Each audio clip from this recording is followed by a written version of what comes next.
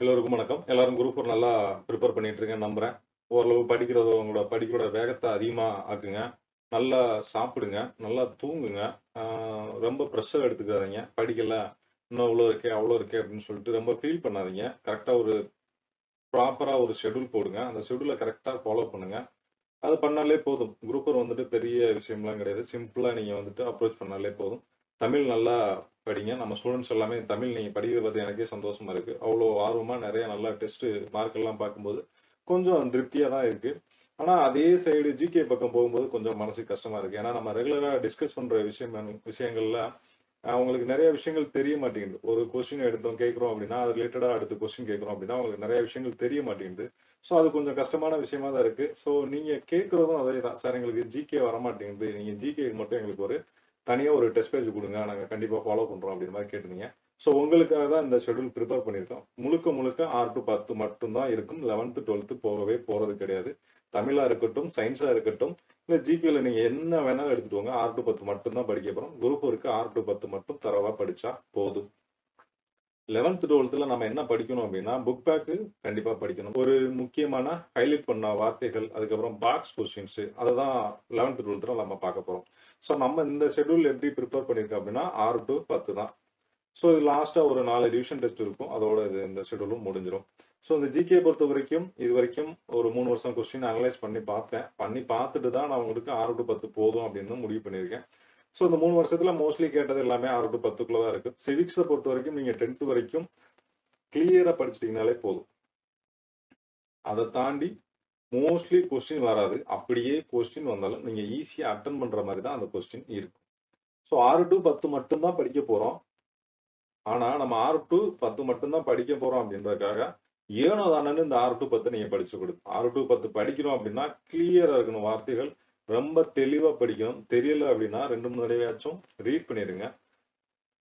நல்லா கிளியரா அதாவது ஒரு கூற்று கேட்டாலும், அதை எப்படி அப்ரோச் பண்ணணும் அப்படின்ற மாரி தான் இருக்கும். நம்மளோட டெஸ்ட்லாம் மோஸ்ட்லி கூற்றுகள் தான் இருக்கும். நீங்க டைரக்ட் கொஸ்டின் எதிர்பார்க்கவே முடியாது. ஆ எத்தனை இணைகள் சரி, எத்தனை கூற்றுகள் சரி, அந்த மாரி கொஸ்டின்ஸ் தான் நம்ம நெறையா போடுவோம். டைரக்ட் கொஸ்டின்ஸ் வந்துட்டு மோஸ்ட்லி அவாய்ட் பண்ணலாம்னு முடிவு பண்ணியிருக்கேன். ஜிகே டெஸ்ட்ட பொறுத்தவரைக்கும். இப்போ நம்ம நம்ம டெஸ்ட் என்னைக்கு ஸ்டார்ட் ஆகுது அப்படின்னா, 11த் மார்ச்ல நம்ம ஸ்டார்ட் பண்றோம்.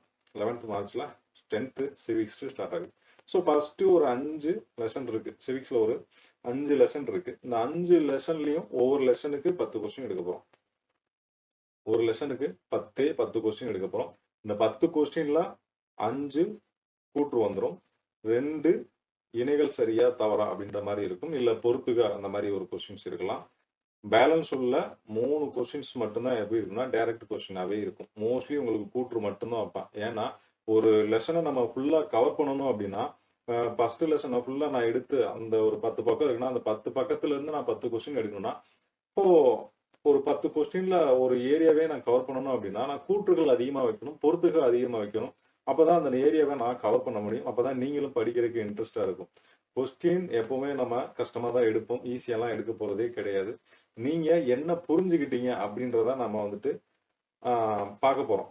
நீங்க வந்து படிச்சிருக்கீங்களா? படிக்கலையா? அதெல்லாம் எனக்கு தேவையே இல்ல. நீங்க படிச்சு என்ன புரிஞ்சுக்கிட்டீங்க அப்படின்றது தான் நம்ம டெஸ்ட்டோட நோக்கமே அதுதான். நீங்க மனப்பாடம் பண்ணுங்க. அதெல்லாம் எனக்கு தேவையே இல்ல. நான் கேட்கிற கேள்வி நீங்க எப்படி புரிஞ்சுக்கிறீங்க? அது எந்த மாரி நீங்க புக்ல உள்ளத புரிஞ்சு அண்டர்ஸ்டாண்ட் பண்ணியிருக்கீங்க? அத தான் நம்ம ஃபுல்லாவே இந்த டெஸ்ட்ல ஃபாலோ பண்ண போறோம். ஜிகே பொறுத்தவரைக்கும் இத மட்டும் தரோவா படிங்க. வேற எதுவுமே தேவையில்ல. 11த், 12த் நான் மறுபடியும் சொல்றேன். 11த், 12த் நீங்க போகவே வேண்டாம். 6 டூ 10 மட்டும் கிளியரா படிச்சாலே போதும். ஸோ ஷெட்யூல் அதுதான். ஃபர்ஸ்ட் எங்க ஸ்டார்ட் பண்றோம் அப்படின்னா, 10த் சிவிக்ஸ்ல ஸ்டார்ட் பண்றோம். அப்படியே அடுத்து எக்கனாமிக்ஸ். எக்கனாமிக்ஸ்லலாம் மேக்ஸிமம் எல்லாமே சிலபஸ் பேஸ் பண்ணி தான் போட்டிருக்கோம். ஸோ 6 டூ 10னால நாம வந்துட்டு எதுவுமே மிஸ் பண்ண வேணாம் அப்படின்றதுக்காக, எது ரொம்ப இம்பார்ட்டன்ட் இதுவரைக்கும் இதுல இருந்து கொஸ்டின் கேட்டுருக்காங்களா? அதாவது தமிழ்நாட்டுல இதுவரைக்கும் நடந்த எல்லா எக்ஸாமையும் அனலைஸ் பண்ணி தான் இந்த ஷெட்யூல் போட்டிருக்கோம். எதையாச்சும் ஒரு எக்ஸாம்ல இந்த டாபிக்ல இருந்து ஒரு கொஸ்டின் வந்துருந்துச்சுன்னா, அதையும் இதுல இன்க்ளூட் பண்ணியிருக்கோம். ஸோ அந்த மாரி தான் இந்த டெஸ்ட் பேஜ் இருக்கும். மோஸ்ட்லி கூற்றுகள் தான் இருக்கும். அத தான் நம்ம பண்ணவும் போறோம். இது உங்களுக்கு எக்ஸாம்ல ரொம்ப யூஸ்ஃபுல்லா இருக்கும். ஸோ நம்ம 2ண்டு எக்கனாமிக்ஸ் பார்க்க போறோம். எக்கனாமிக்ஸ் முடிஞ்சதுக்கப்புறம் ஹிஸ்ட்ரி. ஹிஸ்டரிய பொறுத்தவரைக்கும் ரொம்ப இம்பார்ட்டன்ட் இது. 10த் ஹிஸ்டரில எல்லா ஹிஸ்டரியும் படிக்க போறல. ஃபர்ஸ்ட் 4 சாப்டர் என்ன செய்ய போறோம்? நாம படிக்க போறதே கிடையாது. நெக்ஸ்ட் உள்ள அடுத்த சாப்டர் மீதமுள்ள ஒரு 5, 6 சாப்டர் மட்டும் தான் நாம ஃபுல்லாவே பார்க்க போறோம். ஜியோகிராஃபி பொறுத்தவரைக்கும் நீங்க 10th ஜியோகிராஃபியே போதும். அத தாண்டி நீங்க வேற எதுவும் படிக்க தேவையில்ல. 10த்ல நெறைய டீட்டெயில்ஸ் இருக்கு. ஸோ இந்த 10th ஜியோகிராஃபிய மட்டும் நல்லா கிளியரா படிச்சாலே போதும். முக்கியமானது எல்லாமே 10th ஜியோகிராஃபி எல்லாமே ரொம்ப முக்கியமானது. அதுக்கப்புறம் 9th எக்கனாமிக்ஸ், 9th பொருளியல். 9th பொருளியல் பத்தியும் எல்லாமே படிச்சு தான் ஆகணும். அதுல எந்த டாபிக்குமே நாம விட போறதே கிடையாது. அதேபோல 9th சிவிக்ஸ்லயும் அதே தான். எந்த டாபிக்கும் நாம என்ன செய்ய போறது? விட போறதே கிடையாது. முக்கியமானது எதுன்னா, இதுல தேர்தல் அப்படின்றது ஒரு முக்கியமானது. மோஸ்ட்லி கொஸ்டின் எங்க இருந்து வரும்னா, இந்த தேர்தல். இப்போ ரீசென்ட்டா எலக்ஷன் வரப்போறனால அரசியல் கட்சிகள், அது ரிலேட்டடான கொஸ்டின்ஸ் நெறைய வரலாம். ஆ உள்ளாட்சி அமைப்புகள் அடுத்து.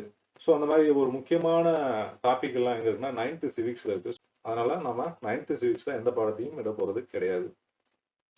9th பொறுத்தவரைக்கும் 9த்ல ஜியோகிராஃபியா இருக்கட்டும், ஹிஸ்டரியா இருக்கட்டும், செலக்டடா ஒரு மொத்தமே ஒரு 4 சாப்டர் மட்டும் தான் பார்க்க போறோம். ஸோ இந்த 4 சாப்டர் படிச்சாலே போதும். அத தாண்டி நீங்க 9த்ல ஹிஸ்டரியா இருக்கட்டும், ஜியோகிராஃபியா இருக்கட்டும் நமக்கு தேவையே இல்ல. ஸோ இந்த 4 சாப்டர் மட்டும் கிளியரா படிச்சுக்கோங்க. நெக்ஸ்ட் வந்துட்டு 8th ஹிஸ்டரி. 8th ஹிஸ்டரி செலக்டடா தான் படிக்க போறோம். 8th ஹிஸ்டரி இருக்கிறதுலயே ஒரு முக்கியமானது. எல்லாமே இங்க தான் வரும். லாஸ்ட் டைமா கேட்டிருந்த அந்த எஃப்டபிள்யூ எலிஸா இருக்கட்டும், அந்த எஜுகேஷன் டீட்டெயில்ஸ் எங்க இருந்து எங்க ஆரம்பிச்சாங்க, அந்த மாரி டீட்டெயில்ஸ் எல்லாமே இங்க தான் இருக்கும். ஸோ இந்த கல்வி வளர்ச்சி அப்படின்றதுல ஒரு முக்கியமான சாப்டர். அதை பத்தி இதுல தான் நிறைய கொடுத்துருப்பாங்க. 8th இருந்து தான் ஸ்டார்ட் ஆகும் அந்த ஹிஸ்டரி. 11th ஓரலா தான் இருக்கும். ஆனா அதே போல எத்திக்ஸ்ல கொஞ்சம் ஓரலா இருக்கும். நான் 8th நம்ம படிச்சிட்டோம், ஸ்ட்ராங்கா படிச்சிட்டோம் அப்படின்னா இந்த 11த்தும் எத்திக்ஸும் அப்படின்றது ஒண்ணுமே கிடையாது. ஸோ அதை மட்டும் ஃபாலோ பண்ணாலே போதும். Next 8th ஜியோகிராஃபியும் சிவிக்ஸும். சிவிக்ஸை பொறுத்த வரைக்கும் நாம 6 to 10 அட்டை டு அட்டை தான். எந்த சாப்டருமே ஒமிட் பண்ண போறதே கிடையாது. ஜியோகிராஃபி பொறுத்த வரைக்கும் நம்ம செலக்டடா படிச்சாலே போதும். எல்லா டாபிக்கும் நம்ம படிக்க தேவையே இல்ல. ஸோ செலக்டடா 8th ஜியோகிராஃபி பொறுத்தும் 1 லெசன், மேக்ஸிமம் 2 லெசன் தான் அதிகபட்சம் படிப்போம். 1 or 2 லெசன்ஸ் அது மட்டும் படிச்சாலே போதும். அதை தாண்டி வேற எதுவுமே தேவையில்ல.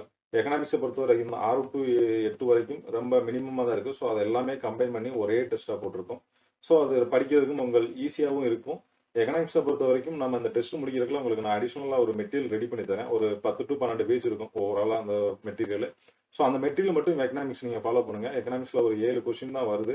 ஸோ அந்த 7 கொஸ்டினுக்கு நீங்க அந்த 10 பக்கத்தை படிச்சாலே போதும். மோஸ்ட்லி நீங்க அந்த கொஸ்டின்ஸ் எல்லாமே ஈஸியா அட்டெண்ட் பண்ணிடலாம். 7th ஹிஸ்டரி இருக்கிறதுலே ஒரு முக்கியமான ஒரு பார்ட். ஹிஸ்டரியை பொறுத்த வரைக்கும் டெல்லி சுல்தான் ஸ்டார்டிங் இங்க தான் இருக்கும். ஸோ முகலாய பேரரசுகள், மராத்தியர்கள், இவங்களுக்கு ஹிஸ்டரி எல்லாமே இங்க தான் ஸ்டார்ட் ஆகும்.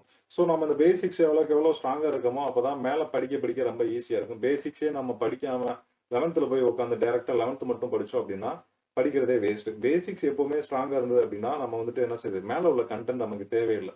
பேசிக்ஸை வச்சு எலிமினேட் பண்ணி போய்கிட்டே இருக்கலாம். 7th ஜியோகிராஃபி அப்படிதான் செலக்டடா கொடுத்துருக்கோம். மக்கள் தொகை ஒரு முக்கியமான சாப்டர். ஸோ அதுல இருந்து நிறைய கொஸ்டின்ஸ் வரலாம்.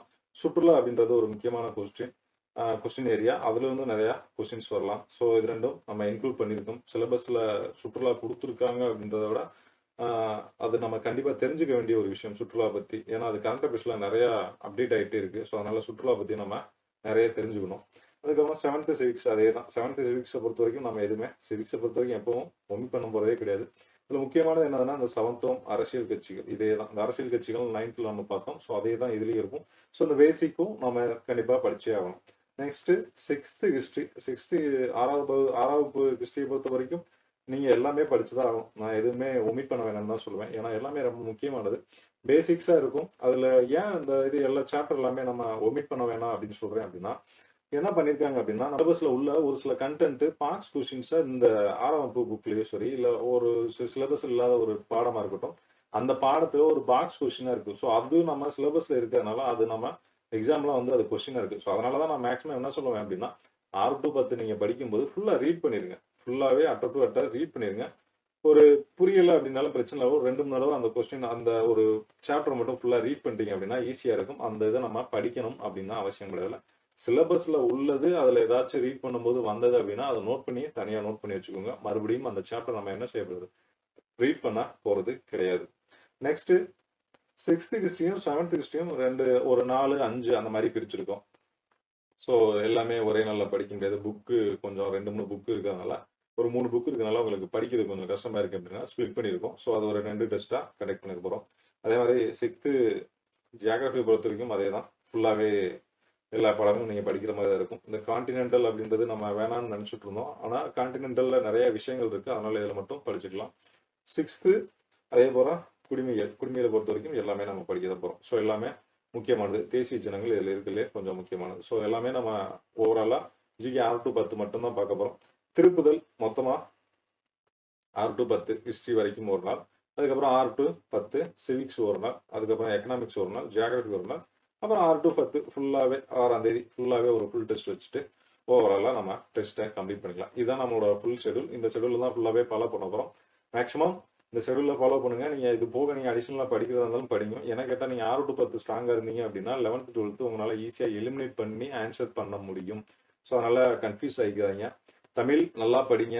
தமிழ் நல்லா படிச்சுட்டு இருக்கீங்க. மேக்ஸ் ரெகுலராக போடுங்க. ஊடால உங்களுக்கு ஃபோன் பண்ணி நான் வாய்ப்பாடு கொஞ்சம் கேட்பேன். அதுக்கு நீங்கள் ஆன்சர் பண்ணி தான் ஆகணும். அது நீங்கள் டிக்ளைன் பண்ணவே முடியாது. இப்போ சயின்ஸ் டெஸ்ட் எல்லாமே நல்லா பண்ணுறீங்க. கொஞ்சம் சாட்டிஸ்ஃபைடாக இருக்குது. ஸோ இதை இன்னும் இம்ப்ரூவ் பண்ணீங்க அப்படின்னா நம்ம கேட்குற கொஸ்டின்ஸ்க்கு எல்லாமே நீங்கள் ஆன்சர் பண்ணீங்க அப்படின்னா நம்ம 102வது நாளில் என்ன ஆகும், சயின்ஸு தரவாக ஆயிருவீங்க. சயின்ஸில் எப்படி கேட்டாலும் ஆன்சர் பண்ணுவீங்க. அந்த அளவுக்கு கிளியர் ஆயிருவீங்க. அதே போல் இப்போ ஜிகே போட்டிருக்கோம். ஜிகேவும் இந்த 6ஆம் தேதியோட நீங்கள் என்ன செய்வீங்க, ஜிகேல எப்படி கேட்டாலும் ஆன்சர் பண்ணுற அளவுக்கு ஃபுல்லாக ஜிகேல எப்படி கேட்டாலும் ஃபுல்லாக ஆன்சர் பண்ணுற அளவுக்கு நீங்கள் தயாராக ஆயிருவீங்க. ஸோ இதுதான் நம்மளோட பிளானு. ஸோ ஓவராலாக நம்ம எல்லாமே கொண்டு வந்துட்டோம். சயின்ஸ் படிச்சிட்டோம். தமிழ் ஆல்ரெடி போயாச்சு. தமிழ் ஆல்ரெடி ஒரு 12 டெஸ்ட் முடிஞ்சு 8 வரைக்கும் முடிச்சு பேலன்ஸ் ஒரு 24 டெஸ்ட் இருக்கு. சயின்ஸில் ஒரு 102க்கு ஒரு 21 கம்ப்ளீட் ஆயிடுச்சு. மேக்ஸில் ஒரு 52 டெஸ்ட்டுக்கு ரிமைனிங் இன்னும் எத்தனை இருக்குது, இன்னொரு 22 டெஸ்ட் மட்டும்தான் இருக்குது. ஸோ இவ்வளோ தான் ஓவராலாக நம்ம டெஸ்ட் இருக்குது. ஸோ இந்த டெஸ்ட்டை மட்டும் ரெகுலராக ஃபாலோ பண்ணிட்டு இருங்க. டெஸ்ட்டை மட்டும் ஃபாலோ பண்ண போகாது. நீங்கள் ஆல்ரெடி போட்ட கொஸ்டின்ஸை மறுபடியும் திருப்பி பாருங்கள். திரும்ப நீங்கள் டெஸ்ட் போட்டுட்டே இருங்க. கரண்ட் அஃபேர்ஸ் நம்ம ஃப்ரீயாக நம்ம டெலிகிராம் சேனலில் லிங்க் போட்டிருக்கோம். உங்களுக்காக நான் இன்னும் லிங்க் க்ளோஸ் பண்ணவே இல்லை. ஸோ நீங்கள் என்ன பண்ணுறீங்க அப்படின்னா அந்த லிங்க் எல்லாமே கலெக்ட் பண்ணி நீங்கள் மறுபடியும் டெஸ்ட் அட்டன் பண்ணி பாருங்கள். அதில் ஏதாச்சும் உங்களுக்கு தப்பானது அப்படின்னா அந்த கொஸ்டினை நீங்கள் எழுதி வச்சு படிச்சிருங்க, மனப்பாடம் பண்ணிடுங்க. அது போக கவர்மெண்ட்டோட விர்ச்சுவல் அகாடமியோட கரண்ட் அஃபேர்ஸும் கொடுத்துருந்தாங்க. ஸோ அதுவும் நீங்கள் படிக்கணுன்றதுக்காக அதுவும் போட்டிருக்கோம். விர்ச்சுவல் அகாடமியோட கரண்ட் அஃபேர்ஸ் ஃபாலோ பண்ணுங்க. ரொம்ப நல்லாவே இருக்குது. நம்ம கொடுக்குற கரண்ட் அஃபேர்ஸோட அவங்க கொடுக்குற கரண்ட் அஃபேர்ஸ் நல்லாவே தான் இருக்குது. ஒரு கொஞ்சம் நிறைய டீட்டெயில்ஸ் இருக்குது. நம்ம ஒன்னோட கொடுப்போம். அவங்க கொஞ்சம் டீட்டெயில்ஸாக கொடுத்துருக்காங்க. அது பார்க்குறதுக்கு நல்லாயிருக்கும். படிக்கிறதுக்கும் ரொம்ப யூஸ்ஃபுல்லாக இருக்கும். மோஸ்ட்லி லாஸ்ட் டைம் கேட்டிருந்த அசிஸ்டன்ட் ஜெயிலருக்கு விர்ச்சுவல் அகாடமிலேருந்து நிறைய கரண்ட் அஃபேர்ஸ் வந்திருந்தது நான் பார்த்த வரைக்கும். ஸோ கரண்ட் அஃபேர்ஸ்க்கு அதை யூஸ் பண்ணிக்கோங்க. ஸோ ஓவராலாக உங்களோட ப்ரிப்பரேஷனை அதிகப்படுத்துங்க. படிக்கிற நேரத்தை இன்னும் கொஞ்சம் அதிகப்படுத்துங்க. நல்லா தூங்குங்க. மினிமம் ஒரு 6 மணி நேரமாச்சும் தூங்குங்க. நிறைய ஒரு நாளைக்கு ஒரு 4 லிட்டரு தண்ணியாச்சும் குறைஞ்சது குடிங்க. முடிஞ்ச அளவுக்கு நல்லா சாப்பிடுங்க. ஒரு சோர்ந்து போயிடாதீங்க. வெளியில் ட்ராவல் பண்ணும்போது கொஞ்சம் பார்த்து ட்ராவல் பண்ணுங்க. ஒரு இடத்துல ஸ்டே பண்ணி உட்காந்து படிக்கிற மாதிரி இருங்க. லாஸ்ட் டைமில் ஹெல்த் ரொம்ப முக்கியம். ஹெல்த் இல்லைன்னா நம்மளால எதுவுமே பண்ண முடியாது. ஹெல்த்தை நல்லா பார்த்துக்கோங்க. முடிஞ்ச வரைக்கும் நல்ல ஒரு வெளிச்சமான இடத்துல உட்காந்து படிங்க. இருட்டான இடத்துல உட்காந்து படிங்க. ஏன்னா லாங் டைமாக படிக்கும்போது கண் அதிகமாக வலிக்க ஆரம்பிச்சிடும். ஸோ கண் வலிக்க ஆரம்பிச்சது அப்படின்னா தலை வலிக்கும். தலை வலிச்சா நம்மளால புக்கு ரீட் பண்ணவே முடியாது. ஸோ அந்த தலை வலிக்கின்றனால மறுபடியும் என்ன செஞ்சிடும், பாடி டயர்டாயிரும். ஒரு வாரம் 2 வாரம் வேஸ்ட்டாக போயிடும். ஸோ அதனால ப்ராப்பராக எல்லாமே பண்ணுங்க. நல்லா சாப்பிட்டு நல்லா தூங்குங்க. ப்ரெஷரே ஆகாதீங்க. ரிலாக்ஸ்டாக இருங்க. குரூப் ஒரு ஈஸியாக கிளியர் பண்ணிடலாம். நம்ம கொடுக்குற ஷெட்யூலை மட்டும் கரெக்டாக ஃபாலோ பண்ணுங்க. டெஃபினட்டாக 185+ எழுதி வச்சுக்கோங்க. அதுக்கப்புறம் நீங்கள் வரல அப்படின்னா நீங்கள் ஃபோன் பண்ணி என்கிட்ட என்னன்னு கேளுங்க. தேங்க்யூ.